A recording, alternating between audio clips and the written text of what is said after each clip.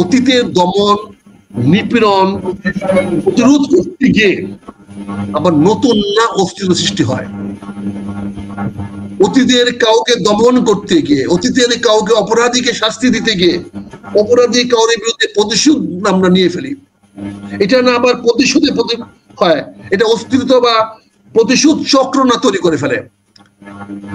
আবার না আমাদের মধ্যে একটা অস্তিত্ব তৈরি হয় যে অমুককে কাটতে হবে, অমুককে কাটতে হবে, অমুককে ধ্বংস করতে হবে, অমুককে দেশ থেকে বিতাড়িত করতে হবে, অমুককে দেশে আসতে দেওয়া যাবে না, অমুককে গণতন্ত্রে আসতে দেওয়া যাবে না, রাজনীতি করতে দেওয়া যাবে না, অমুক বিরুদ্ধে প্রতিশোধ দিতে হবে।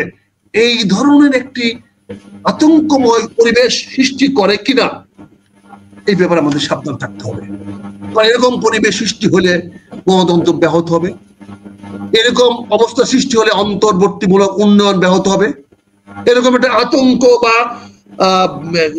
প্রতিশোধের চক্র তৈরি হলে আমাদের বৈষম্যহীন সমাজ গঠন করতে আমাদেরকে প্রতিকূল অবস্থায় পড়তে হবে।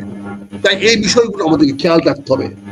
তাই আমি মনে করি সুস্থ রাজনৈতিক পরিবেশ, সংলাপ, জবাবদিহিতা এবং সর্বোপরি জনগণের প্রতি শ্রদ্ধা, এই চারটি জিনিসের মাধ্যমেই এই ঘোষণাপত্র চরম বাস্তবতা পেতে পারে। চারটি বিষয় আমাদেরকে পরিষ্কার হতে হবে। একটি হলো সুস্থ রাজনৈতিক পরিবেশ। বাংলাদেশে আমাদেরকে যে কোনো মূল্যে ত্যাগ স্বীকার করে হলো সকল রাজনৈতিক দলগুলো তাদের ব্যক্তিগত রাজনৈতিক বা দলীয় রাজনৈতিক স্বার্থের ঊর্ধ্বে উঠে জনগণের কল্যাণে একটি সুষ্ঠু রাজনৈতিক পরিবেশ সৃষ্টি করতে হবে। আমাদের মধ্যে রাজপথে ফয়সালার চেয়ে সংলাপের মধ্যে ফয়সালা করার মানসিকতার মধ্যে ফিরে আসতে হবে। আমরা সংঘাতময় পরিবেশ দাবি দেওয়ার জন্য আলোচনা টেবিলকে প্রাধান্য দিতে হবে। রাজপথে মীমাংসা হওয়ার মানসিক মনোভাব থেকে, মানসিকতা থেকে আমাদেরকে বেরিয়ে আসতে হবে। রাজপথ থেকে মানুষের চলাচলের উপযোগী রাখতে হবে। সেখানে আন্দোলন বা দাবি আদায়ের জায়গা হতে পারে না। কোন রাজনৈতিক দলের দাবি আদায়ের জায়গা রাজপথ হতে পারে না। এটা আজকে আমাদেরকে স্পষ্ট করতে হবে। আমাদের সমস্যা থাকবে, সমস্যা আছে, আগামীতে আরো সমস্যা বাড়তে পারে, কিন্তু তার সকল সমাধান আমাদেরকে খুঁজতে হবে সংলাপের মাধ্যমে, আলোচনার মাধ্যমে, টেবিলে বসে আমাদের সেই সংলাপ করে আমরা আমাদের সমস্যার সমাধান করব, যাতে দেশ শান্তিময়, সুখময় এবং মানুষের মধ্যে একটা নিরাপদ বোধ জাগরণ হয়, একটা সুন্দর সাবলীল উন্নত বাংলাদেশ আমরা করতে পারি।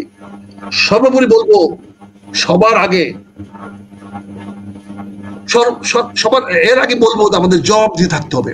সরকারে যিনি যাবেন না কেন, যারাই যে কাজ করবেন না কেন, ইউনিয়ন পরিষদের একটা চেয়ারম্যান থেকে নিয়ে রাষ্ট্রের প্রধানমন্ত্রী বলেন, রাষ্ট্রপতি বলেন, সবাইকে জনগণের কাছে জবাবদিহি করার ব্যবস্থা নিশ্চিত রাখতে হবে।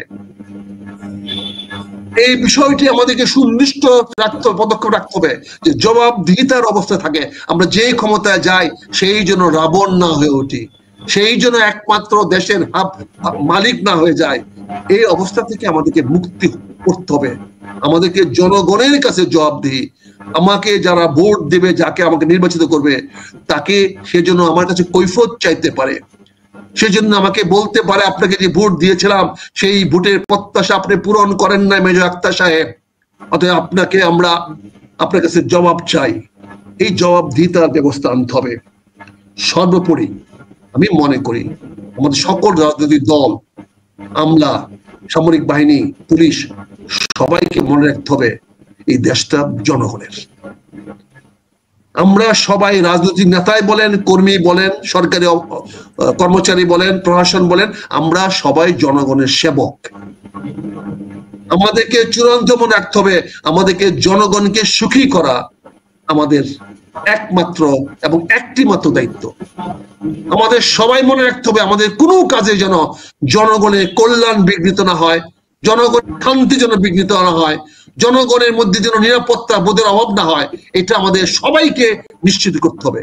প্রশাসন বলেন, রাজনৈতিক বলেন, পুলিশ বলেন, সামরিক বাহিনী বলেন, বিচার ব্যবস্থা বলেন, আমলা বলেন, যারাই বলেন, শিক্ষক বলেন, ডাক্তার বলেন, পেশাজীবী বলেন, ব্যক্তি বলেন, সমষ্টি বলেন, গোষ্ঠী বলেন, সবার লক্ষ্য রাখতে হবে আমাদের সবার লক্ষ্য হলো জনগণের কল্যাণ করা। জনগণে আমাদের একমাত্র লক্ষ্য, জনগণের সেবা করাই হবে আমাদের একমাত্র কাজ। এটি যারা করতে পারবেন না তারাই হবেন জনশত্রু, গণশত্রু। তাদের নিধন আমরা কামনা করি, তাদের ধ্বংস আমরা কামনা করি। আমরা গণশত্রু, জনশত্রুর সঙ্গে আমরা বাস করতে চাই না। লড়াই আমরা রাখতে চাই অব্যাহত ওই গণশত্রুদের বিরুদ্ধে, জনগণের শত্রুদের বিরুদ্ধে। কাজেই এই যে ঘোষণা দিয়েছেন, এই ঘোষণাটাকে আমি স্বাগতম জানাই। ডক্টর ইউনূস সাহেবকে ধন্যবাদ জানাই। উনি বলিষ্ঠ পদক্ষেপ নিয়েছেন, উনি অত্যন্ত বলিষ্ঠ ভাষায় বলেছেন এবং উনি সেদিন বলেছেন এবং উনি নির্বাচনে ওয়াদা করেছিলেন এবং তিনি ওয়াদা রেখেছেন। উনি বলেছেন উনি নির্বাচন কমিশনারকে চিঠি দিবেন যাতে নির্বাচনের একটা দিনক্ষণ স্থির করা হয়।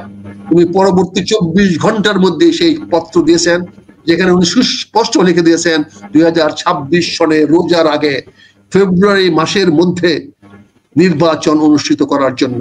অর্থাৎ রোজার আগে হতে হবে, 14 ফেব্রুয়ারি আগে হতে হবে এবং ফেব্রুয়ারির মধ্যে হতে হবে।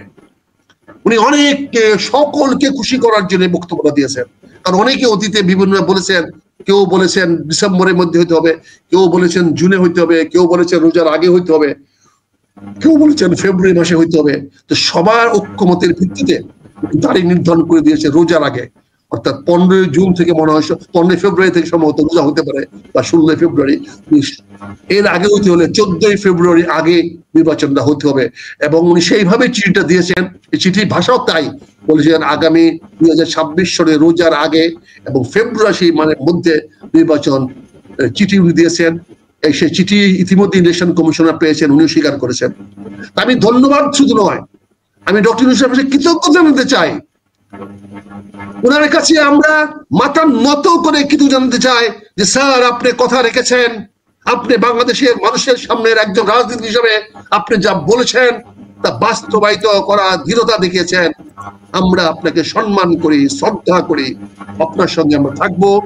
আপনার এই অবস্থান, এই ঘোষণা বাস্তবায়ন করার জন্য যা কিছু লাগবে ডাক দিবেন, আমরা ডাক না দিলেও আমরা আপনার সঙ্গে আছি।